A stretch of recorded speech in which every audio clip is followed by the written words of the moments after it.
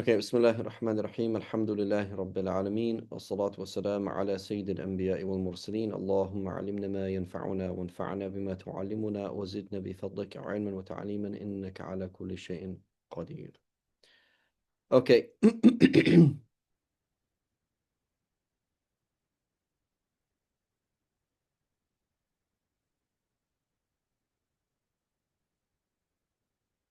So it's talking about how Ramadan begins.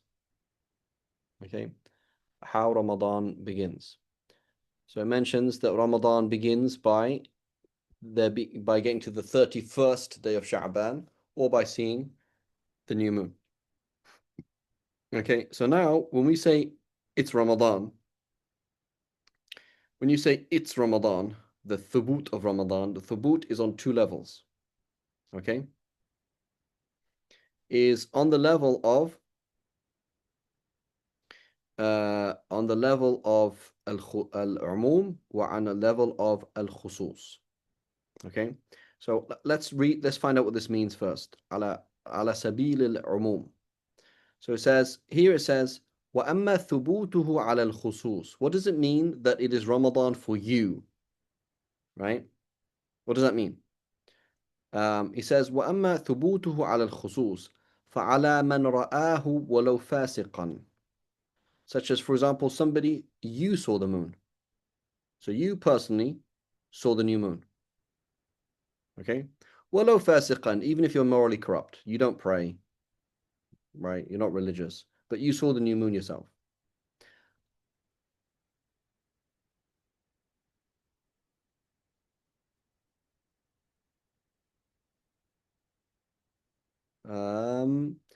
أو I'm going to skip a little bit. أو غير موثوق به كصبي أو فاسق وقع في قلبه صدقه. He says, or, for example, somebody else, your friend, your non-Muslim friend, was out with you to try and see the new moon, and he said, I saw the new moon, and you believe him. He is an amateur astronomer. He's done this for you with 10 years. He actually looks for the new moon every month. So he's better at seeing these things than you are. And he said, yeah, it's the new moon. So you trust him. He is, in principle, غير موثوق به. He's not somebody who's reliable in principle, like a child or a fasiq. But what happened is وقع في قلبه صدقه. But you personally trust him. So you personally saw the moon. Somebody who shouldn't be trusted or wouldn't usually be trusted personally saw the moon. وعلى من عرفه بحسابه أو تنجيمه. Similarly, somebody who knows that it is Ramadan based on his calculations, or somebody who knows that it's Ramadan based on his astronomical work, right?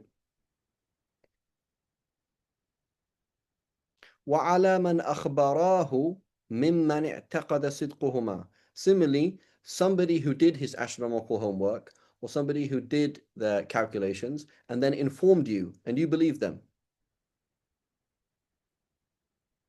right? So this is, you are personally obliged. Okay, so there's two levels that it can be that it can be established, right? In order to understand that, let's look at another scenario.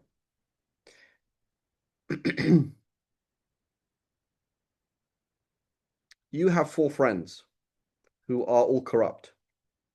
Okay, they said we're going to have this guy killed. So they go to court and they say we all saw this man committing zina with this woman, and your four friends are known to be upright, or at least in the court's idea to be upright, even though they're actually not. They just told you that they were lying, and you know that they're lying. But the court doesn't know that. So in the eyes of the court, this person has to be stoned to death. In reality, it's not the case. Right? So there's the court level, and then there's a reality level. Divorce scenario, somebody lies in court and the court believes them, and they say it's not a divorce. Yeah, but it is a divorce though. So for that man, it's haram to have relations with this wife on the level of morality and his personal level. The level of the court is totally fine, right? Lenart steals your watch. You can go and get it from him. You can steal it back, right? He has it on his hand. He just puts it on the table. He turns around and he steals it back. So in the eyes of the court, you stole a watch from him. In the eyes of morality, you didn't steal it. So you could be punished for stealing it because the court doesn't have evidence that it's yours, but you know that it's yours, so you can steal it back, right? So these different levels of how we deal with things. So there is you being bound to fast because you live under the jurisdiction of a Muslim judge. Okay, you live in Saudi Arabia, you live in Kuala Lumpur, as I am. There is a Muslim ruler over me, and he has put a Grand Mufti in charge, and he says it is now Ramadan. That's what we call ala sabil al-umum, right? Whether you think it's Ramadan or not, it's Ramadan, right? As opposed to personally becoming Ramadan. So personally becoming Ramadan could be that in Kuala Lumpur in Malaysia they have not confirmed Ramadan yet, but you saw the moon, right? A drunk went to the court and said that they saw the new moon, and the judge believes him, but he cannot confirm the testimony of a drunk, cannot confirm the testimony of a child, cannot confirm the testimony of a non-Muslim. So whoever hears the testimony and believes it has to fast the next day, personally. But it's not wajib ala sabil al-umum yet because the judge cannot confirm that. Does that make sense? So when we say it is Ramadan, you say, what do you mean by it is Ramadan? Do you mean it is Ramadan ala sabil al-khusus or ala sabil al-umum? They're not the same thing. Right? So it is Ramadan ala sabil al-umum. That means I am under the jurisdiction of a Muslim judge, Muslim ruler, and they have confirmed Ramadan. That's it is Ramadan ala sabil al-umum. It is Ramadan ala sabil al-khusus. That means the evidence is there to make me morally obliged to fast. I've seen it. Somebody else saw it. Somebody else saw it who wasn't trustworthy, but I believe them. I've worked out that it's Ramadan, right? I'm obliged to fast tomorrow. But I cannot go to the court and say, I worked out that tomorrow is Ramadan. And then he says, I hereby confirm that. He can't do that. It's not possible. It's not part of the court process. Does that make sense?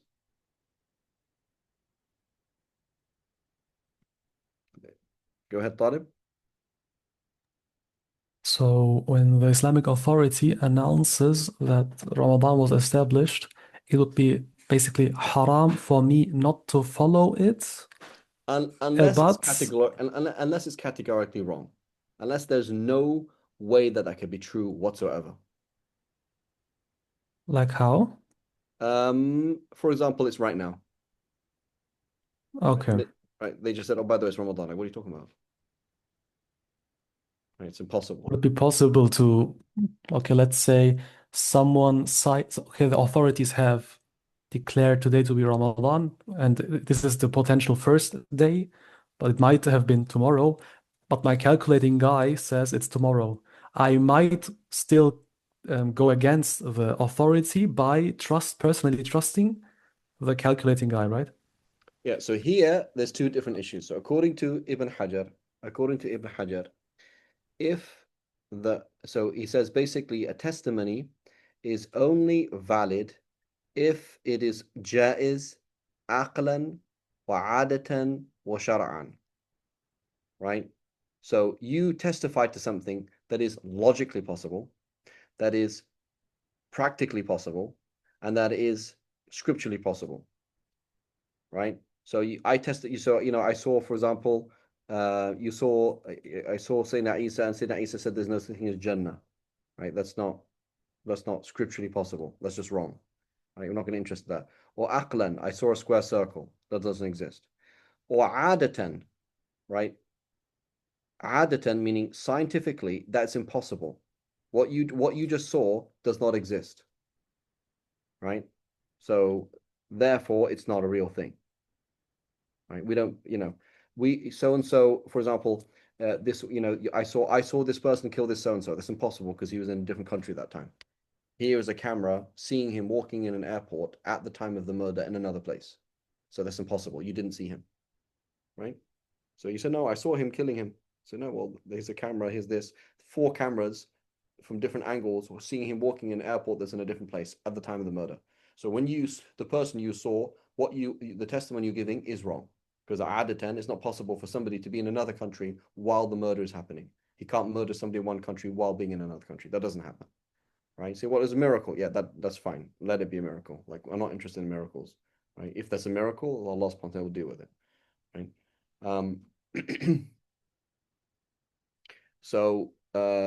So here, according to Ibn Hajar, if the Qadi confirms a witness that is scientifically impossible, it is not scientifically possible to have seen the moon on that day, and you claim to see it, then according to Ibn Hajar, that is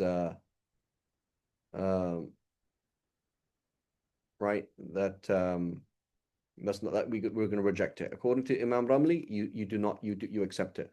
You cannot use calculations to disprove it. Okay?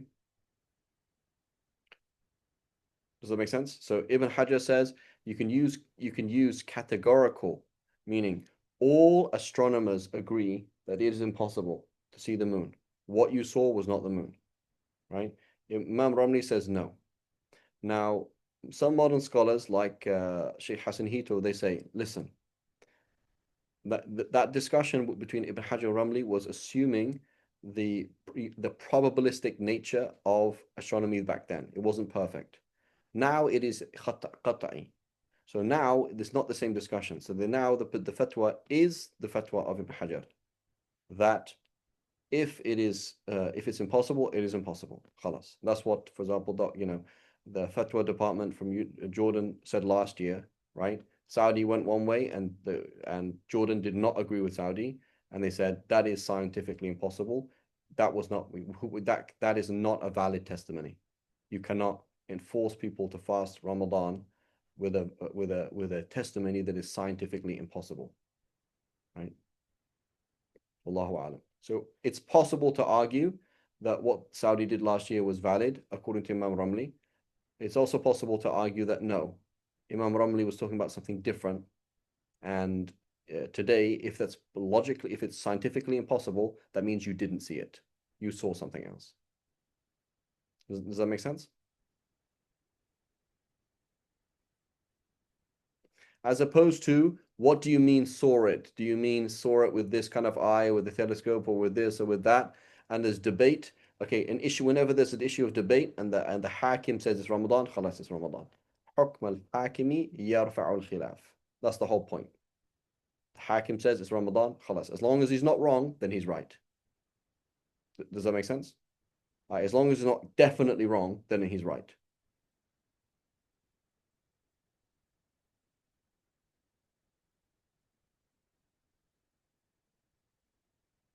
Does that make sense? Yes, Barakallahu. Right.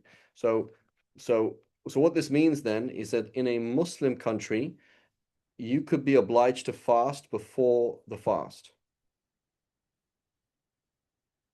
right? Because you saw the moon, but your testimony wasn't accepted. You are the judge, and the testimony that was brought to you was not acceptable, but you believed in it, right? Your kid saw the moon and you trust him. Your kafir relative saw the moon and you trust them, right? You could be obliged to fast before Ramadan. So what does it mean is Ramadan is actually relative. That's what it means. When you say it is Ramadan, you refer to something that is actually relative. And I'm not talking even about the issue of different locations in the world. I'm just saying in one location, here I am in Kuala Lumpur, here I am in London, here I am in California. Ramadan it's relative, right? Just like, do you have wudu or not? That's relative, right? So you're looking at your kid and he's like, Daddy, I got wudu. It's like, you're looking at him like, didn't something just happen 5 minutes ago? And he's like, nope. You're like, okay. you know. So your wife says, you just touched me, and said, no, I didn't. So in respect to you, you have wudu. In respect to her, you don't have wudu. It's relative, right? So this is one of these things that gets people, right? They're like, is it Ramadan or not? This is so annoying because they're trying to, it's actually relative.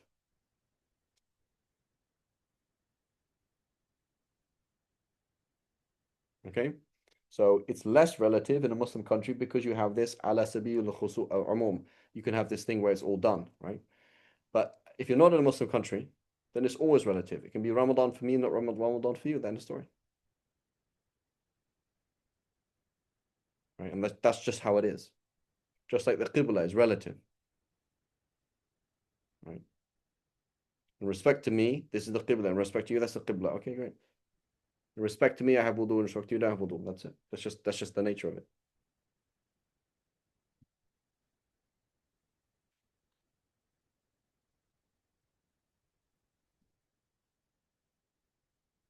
Yeah, so if you are in a Muslim country under a Muslim ruler and they say it's Ramadan and they're not wrong, then you have to then you have to start. So you said your calculations dictate that it is on Tuesday and they're saying it's on Monday.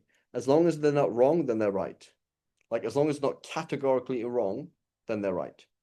Does that make sense?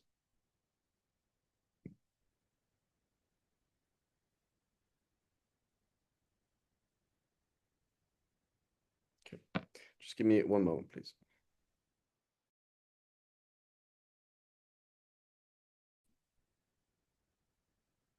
Okay, Bismillah.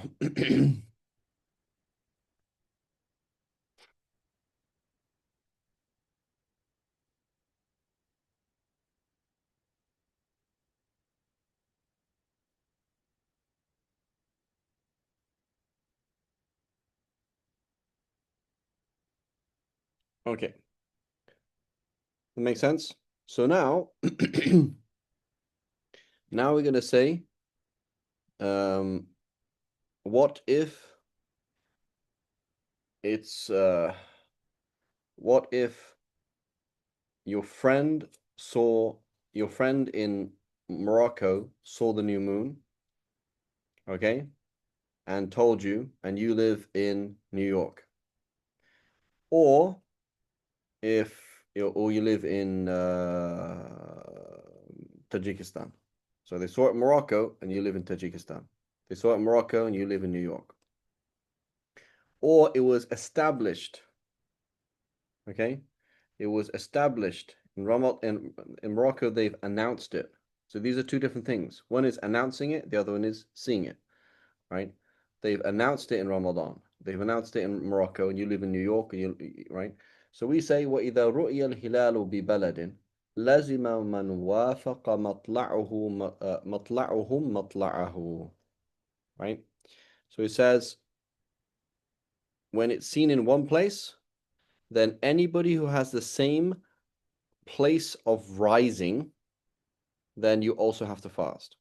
So what does place of rising mean? It means approximate, right? Obviously, every step you take, north or south, you're changing your horizon, right? You take one step to the left, one step to the right, your horizon is changing, right? So it doesn't literally mean they have to have the same horizon. What it means is roughly speaking, right? And the way that they kind of talk about it is roughly somewhere between like 3 to maybe even 10 degrees longitude, right? So the examples that they give are something like that. So like, Netherlands and England, same thing, basically, right? As opposed to Tajikistan and New York. So the new moon was seen in Tajikistan. That does not necessarily mean that it is in New York, or it was seen in New York. That doesn't necessarily mean in Tajikistan. Now, this is based on the idea in the Shafi school that, again, it's not only relative in one place, it's also relative in the world, right? If it was seen in one place, it doesn't mean it was seen in the other place, right? Now, according to the Hanafis and according to Taqid and Subki, if it is seen to the east, then that means it's there in the west. So yes, if it was established in Tajikistan, then in Morocco they have to fast. If it was seen in Morocco, then you have to fast in New York, right? but not vice versa. It was seen in New York, therefore it was there in Morocco. That's not necessarily the case, right? So that will often be the case. You can't see it in Central Asia, but you could see it in Africa. You can't see it in Africa, but you can see it in North America. You can't see it on the East Coast, you can see it on the West Coast, right? It's often like that. Okay. So, but in the Shafi school, each area, right, has its own sighting. Allahu A'lam.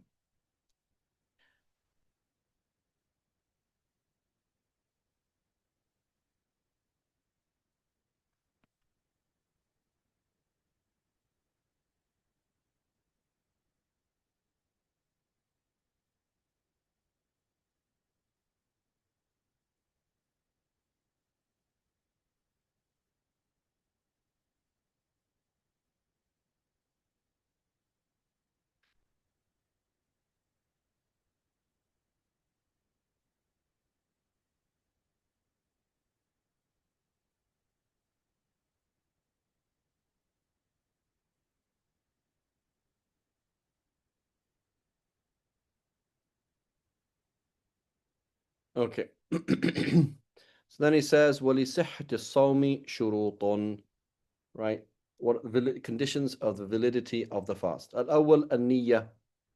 So you have to intend. وَيَجِبُ التَّبْيِيتُ فِي الْفَرْضِ لِكُلِّ يَوْمٍ. Right? So you have to intend, and that intention has to be between Maghrib and Fajr the day before fasting, right?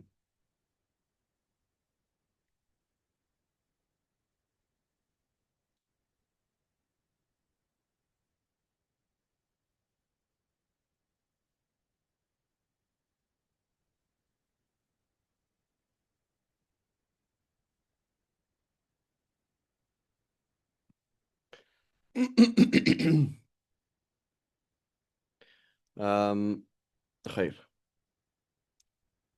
دون النفل, you don't have to do it for the nafil or after the nafil. فَتُجْزِئُهُ نِيَّتُهُ قَبْلَ زَوَال. As for the sunnah fast, you can do that before zawal. ويجب التعيين أيضا. You have to intend I'm fasting Ramadan, right? Not just I'm doing an obligatory fast, right? So you can't just do that, right? So you did a whatever it is.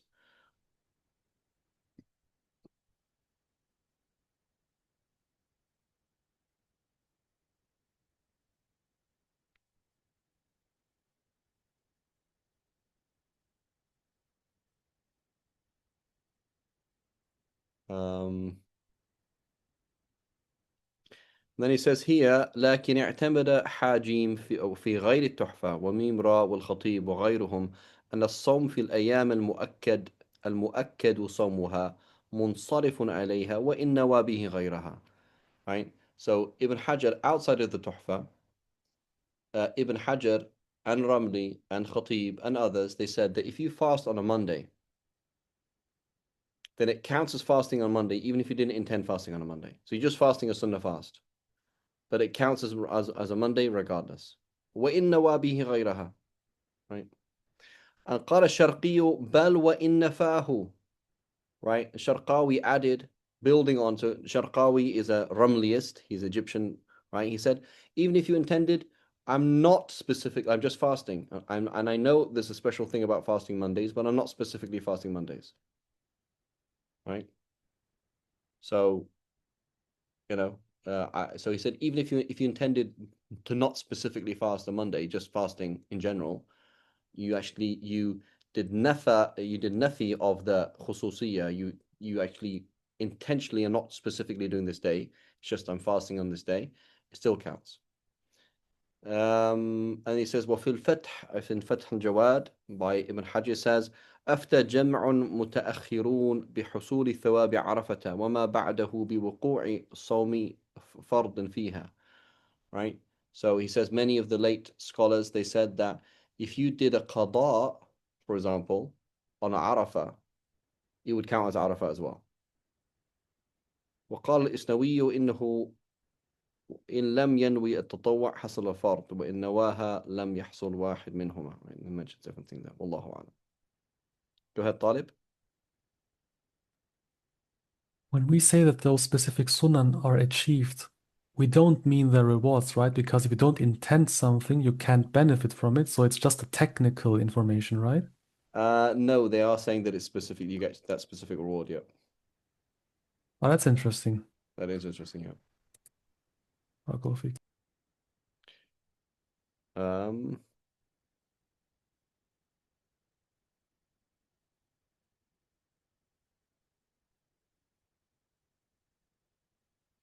Similarly, here it says, ولو كان عليه يوم من رمضان من سنة معينة فنوى يوما من سنة أخرى غلطا لم يجزئه.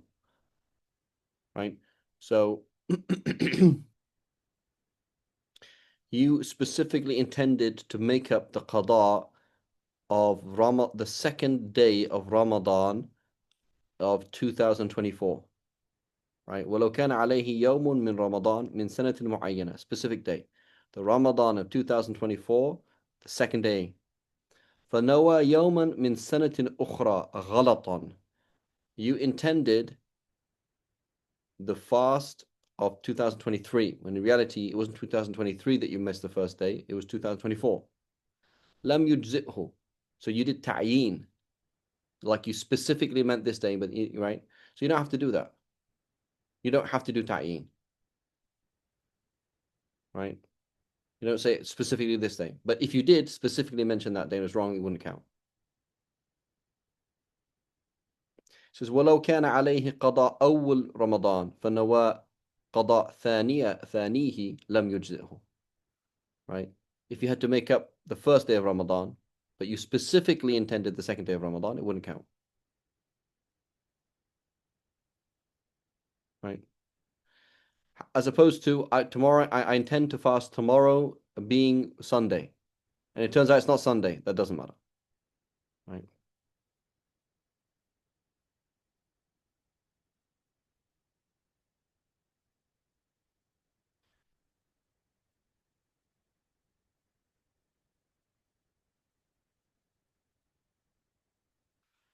Okay, but if you just intend in general, I'm doing qada fast, that's fine.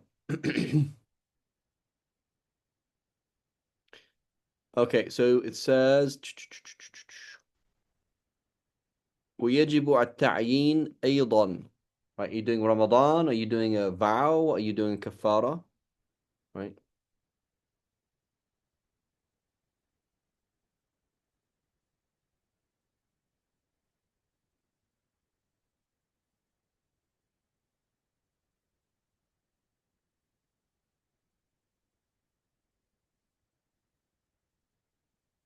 Right. So you have to, so in that kind of level. دون الفرضية في الفرض. You do not have to intend that it's fard. Right? Because Ramadan is always fard.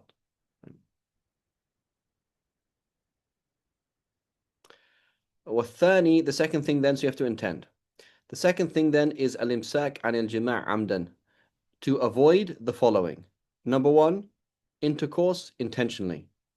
So if you didn't avoid intercourse intentionally, but so somebody had intercourse accidentally, right? Then that doesn't break the fast. So it says, what does it mean intentionally? Min amid, you intentionally did that. Alim bit tahrim, I knew that it was haram. Mukhtar, I chose to. Right? So it happened while they were asleep. Right?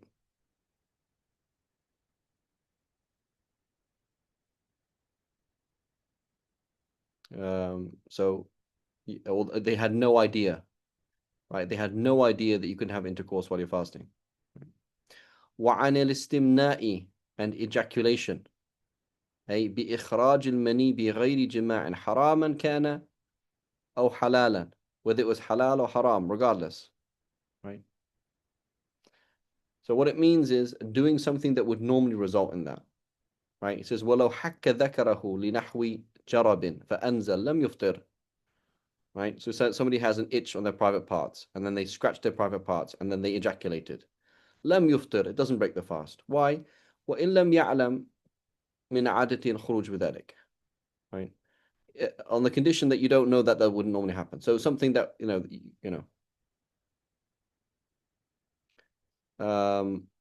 as opposed to doing something that would normally result in ejaculation, and then you did that thing not intending to ejaculate, but you did something that normally results in it, then, right,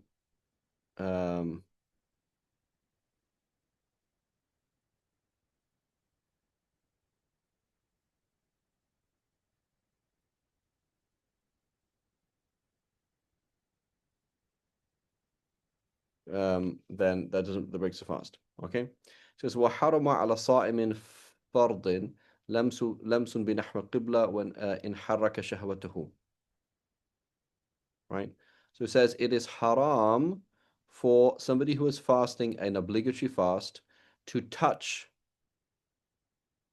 or kiss in a way that sexually stimulates them, on such that بحيث يخاف الإنزال أو الجماع, such that you fear ejaculating or something like that.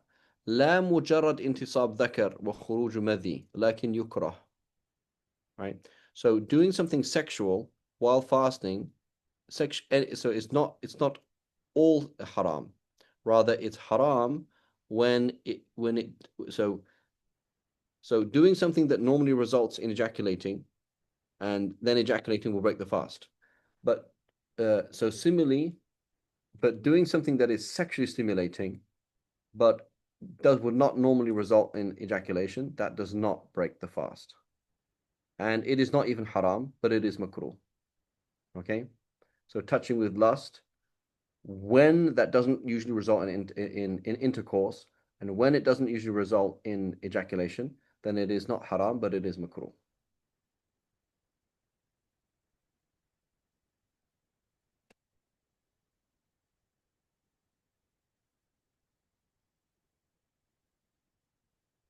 Okay, then he says, "Amal jahil al ma'dur," as for somebody who didn't know and was excused, you just became Muslim. Wal nasi, you forgot. Wal mukrah, and the person who is forced, فلا يفطران بجماع. They يفطران بجماع. You do not ولا بإخراج مني. Right? That doesn't break the fast. Right? لكن في بجيرمي, so this is بجيرمي على الخطيب or بجيرمي على المنهج, one of the two. أنه لو أكره على الزنا أفطر لأن الإكراه على الزنا لا يبيحه بخلافه على أكل ونحوه. Right? So you were forced to commit zina, meaning, for example, a gunpoint. Somebody said, sleep with this woman or I'll shoot you. So then he slept with that woman. Was that what he did was halal? No. So at gunpoint, you're not allowed to do that. As opposed to somebody in spite of themselves. May Allah protect us. Somebody was raped, like despite fighting, despite everything, they weren't able to control what happened to them is different. But when you say, for example, submit to be slept with, or sleep with this person, or I'll kill you, that's not halal, and therefore it would break the fast. Does that make sense? So in the case of rape, the only option is to fight until death. That's the only option. Like if the person says, if you scream, I will shoot you, or I'll shoot your kid, or I'll shoot this person, you have to scream. You have to fight. If you don't stop moving, I'm going to kill you. Right? Then you just have to get killed. Right? It is not permissible to give up. In fact, zina is so bad that if you saw a kafir harbi, you saw a non-Muslim who was fighting against Muslims and whose body has no sanctity, right? Their body has no sanctity, their life has no sanctity. Even somebody whose life has no sanctity and whose body has no sanctity, if you saw somebody raping them, you would have to stop them. Right? Does that make sense? So there's certain things that you just can't go there. Right? Is everyone following? يا شيخ.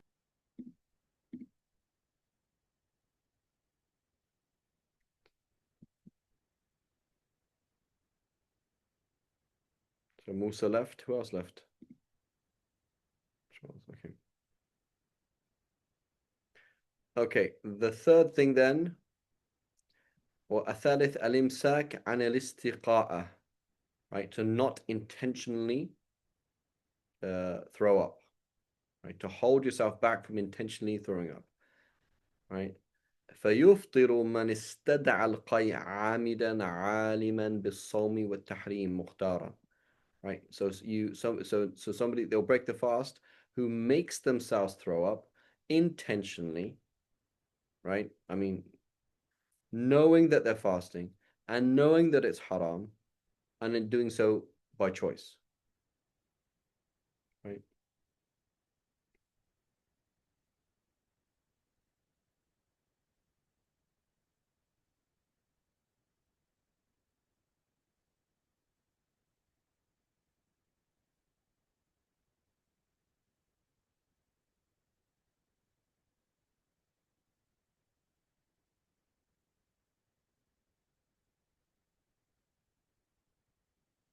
Okay, so it says,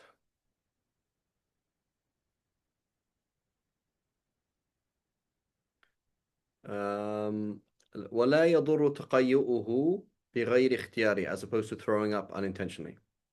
Nasiyan, for example, you forgot that you forgot the rule that you forgot the rule that you forgot that you were fasting, for example. Oh, jahilan, you didn't know that you can't throw up while you're fasting. In عذر بنحو قرب إسلام, because, for example, you just became Muslim, you had no idea. وفي الفتح يعذر مطلقا. So in the Fath al-Jawad, Imam Ibn Hajar mentions that people, it's like, it's as long as you didn't know, you're excused. He didn't say as long as you didn't know and you had, and you know, the fact that you didn't know, that was it. Right? وقال في الإعاب, Ibn Hajar mentions in his إعاب, this is his commentary on the Ubab, he says, ومنه يؤخذ أن ما يجهله أكثر العامة يعذر فيه. He says, we can learn from this that whenever most Muslims, right, most uneducated Muslims don't know something, then it's going to be excused. So the point is, you didn't know you couldn't drink while you're fasting. How did you not know that? You didn't know that in Ramadan you can't eat and drink. How? Right? You're not excused. As opposed to, you didn't know something that most people don't know. Right? And that's going to be relative, right? The awam of one place and the awam of another place, not the same. Go ahead, Talib. With regards to this really interesting rule that was mentioned, many times when I read in our books, except for the person who didn't know, except for a person who didn't know, I assumed that this only applies to the converts and that our school is quite strict on the common Muslim. But can we infer from this that the common Muslim is excused for things like sujood sahu errors, or like, I don't know, not knowing that Fatiha is obligatory to learn to a Yeah, certain degree? yeah. Everything? So SubhanAllah. generally not everything. So I think some time ago, I don't know when it was, I answered a question on the author of Jahl and these different things.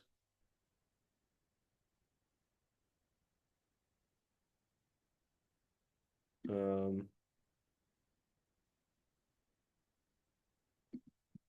where is it? If I look in the Q&A,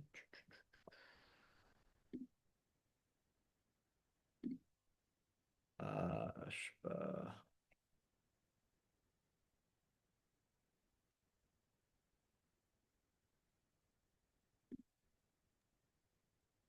I thought that because people can theoretically access this knowledge, they're not excused.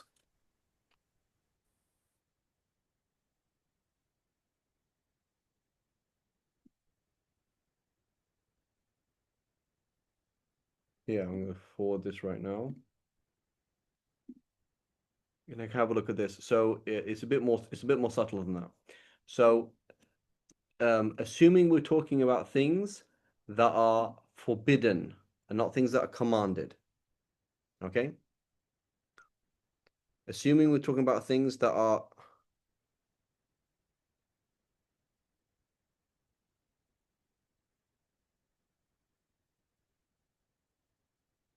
That's one answer. No, that's not the answer I wanted. It was deep more than that. 1 second, where is this? I gave a longer one once. أشباه نظائر.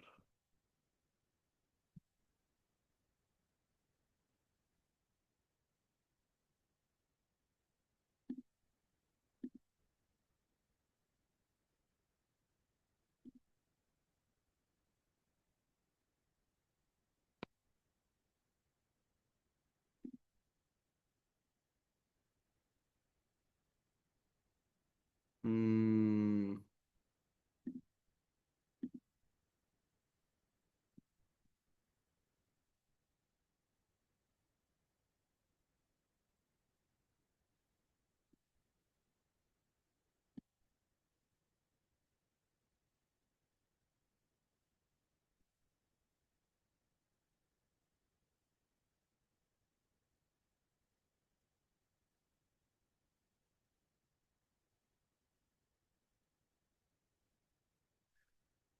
Not sure where that answer is.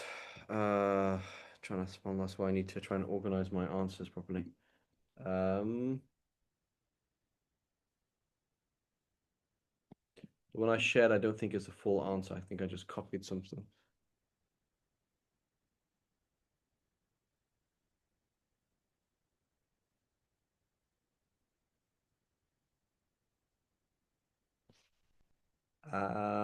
That's it is relevant to that discussion. So notice that part at the end.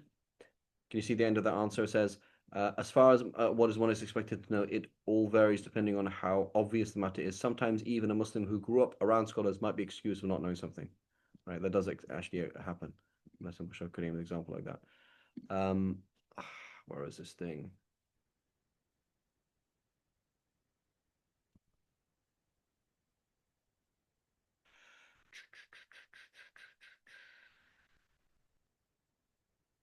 Let's see if I can find it here. 1 second.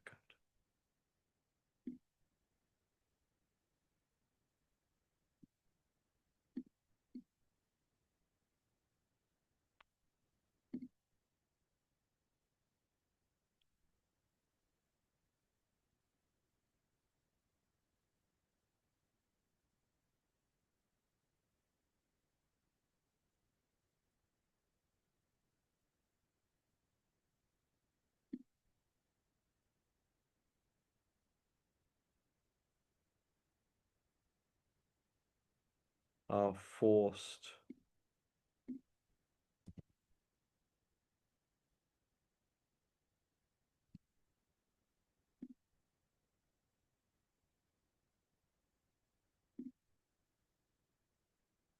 Aha, here it is. Here it is. It wasn't really the same discussion. It was a similar discussion. This is about being forced.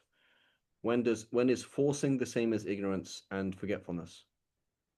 That was another discussion. There we go. So that's much more detailed.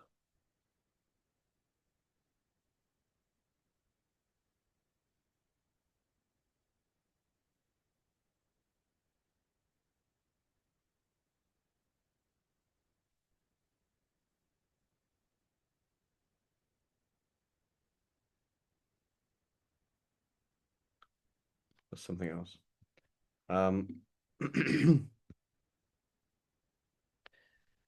What we're talking about? About things being The jahil. excused. Yeah. Yes. So basically, ما يجهل أكثر العامة يعذر فيه. Right. So that's gonna change with place and time. Right. Wallahu a'lam.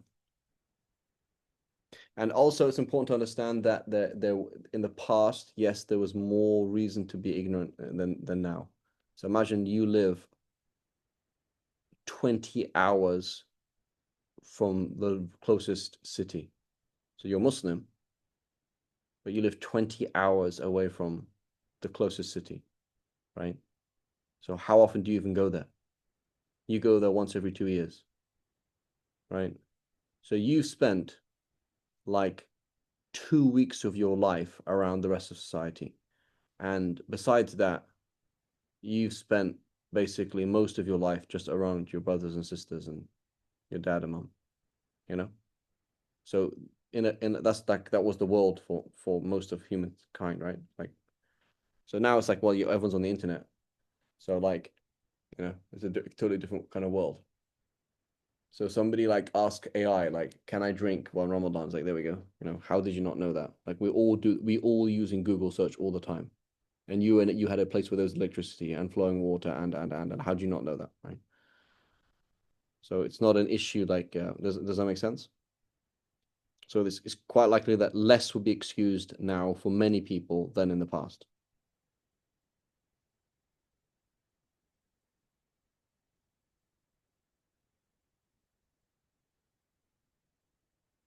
Does that make sense? Yes, بارك الله فيك. Okay. والرابع الإمساك عن دخول عين جوفا كباطن الأذن والإحليل. Right? So stopping something going inside the body, such as going inside your ear or going inside your urethra. He says الإمساك عن عين من أعيان الدنيا وإن قلت. Right? So he says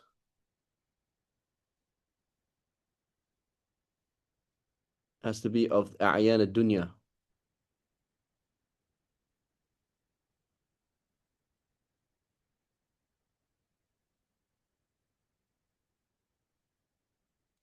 He says وبأعيان الدنيا أعيان الجنة ولو حصلت كرامة وأكلها لم يفطر بها لأنها من جنس الثواب. Right? So somebody ate the whole of Ramadan. Say, why are you eating the whole of Ramadan? Well, I was Allah kept giving me food from Jannah. Okay, khalas, good job. Right? It doesn't break your fast. Right? And that in reality is how things work. Right? You do what is right, and Allah gives you the reward in the dunya and the akhirah. You do what is wrong, Allah gives you punishment in the dunya and the akhirah. Right? So it's either win-win or lose-lose. That's how life is. Right? Win-win or lose-lose.